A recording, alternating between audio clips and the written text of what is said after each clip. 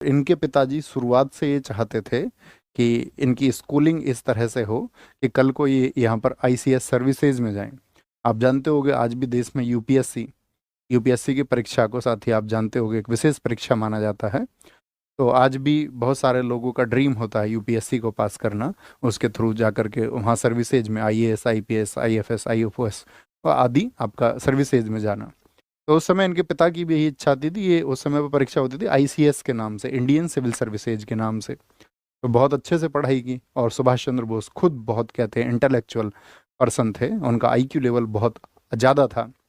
जैसे कि उस समय के कांग्रेस के लीडर्स में कोई भी व्यक्ति ये कहते हैं कि उनसे आगे की दूरगामी सोच नहीं रखता था, उनसे दूरदर्शी कोई भी व्यक्ति उनके समकक्ष नहीं था सुभाष चंद्र बोस जी के। तो वो बचपन से ही इतने मेधावी छात्र थे, तो इतने मेधावी थे कि उन्होंने अपने बचपन के दिनों में, क्योंकि उनकी माताजी उनको बहुत सपोर्ट करती थी, उनकी माताजी का बहुत प्रेम उनको मिला। पिताजी तो आप जानते ही हैं कि भैया ये परीक्षा तुमको पास करनी है। उन्होंने अपने पिताजी से इच्छा भी जाहिर की कि भाई मैं इस परीक्षा को नहीं देना चाहता, मैं देश सेवा करना चाहता हूँ। तो उनके पिताजी ने कहा इससे अच्छी देश सेवा क्या होगी, ब्रिटिशियर्स की सरकार है और यहाँ पर उनके थ्रू आप जा करके और यहाँ जो सुधार के कार्य हैं उनको करें। लेकिन उनका मानना क्या था कि अगर हम आईसीएस में जाएंगे तो हमको अंग्रेजों के आदेशों का पालन करना पड़ेगा, और यदि या तो हम अंग्रेजों के आदेशों का पालन कर सकते हैं या आपका राष्ट्र सेवा कर सकते हैं, क्योंकि उस समय पर ये दोनों चीज़ें एकदम विपरीत थी। अंग्रेजों के चापलूसी करने का मतलब, उनके आदेशों का पालन करने का मतलब होता था भारतीयों पर अत्याचार के कार्यक्रम को सुनियोजित करना या उसको आगे चलाना, सही ढंग से चलाना। तो दोनों चीज़ें मतलब एक दूसरे के अपोजिट डायरेक्शन में थी। तो उनकी माताजी उनको बहुत प्रेरणा देती थी शुरुआत से। कहते हैं कि अपने स्कूल के दिनों में ही सुभाष चंद्र बोस ने अरविंदो घोष और स्वामी विवेकानंद जी ने जो पुस्तकें लिखी थी उनको पढ़ लिया था। आप समझ रहे हैं, अपने स्कूल के दिनों में। अब आप मुझे बताएं किसी एक पुस्तक का नाम, स्वामी विवेकानंद जी की कौन सी एक पुस्तक है जिसको उन्होंने पढ़ा होगा। तो यानी कि ये उसको पढ़ चुके थे, ठीक है। तो इसके बाद में देखेंगे यहाँ पर बहुत सारी जो प्रचलित पुस्तकें थी। इसके बाद में क्या होता है, 1920 में इन्होंने आईसीएस परीक्षा पास की। आईसीएस परीक्षा पास की कब की थी इस वर्ष में, 1920 में क्या बोलेंगे, passed the examination of, he passed the exam of ICS, Indian civil services in 1920। और अब तक जितने भी भारतीय इस परीक्षा में बैठे थे इनसे अच्छी रैंक भी किसी की नहीं आई थी। 4th रैंक इनकी आई। कौन सी रैंक आई थी इनकी, 4थी रैंक आई।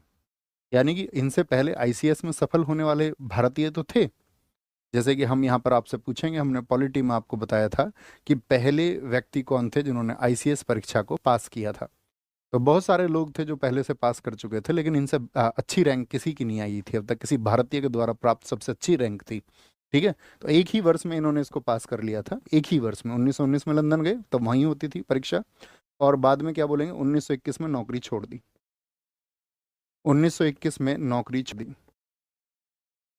नौकरी छोड़ दी। वही वाली बात हुई ना, मैं पाकर अगले ही पल न त्याग दूं तो कहना।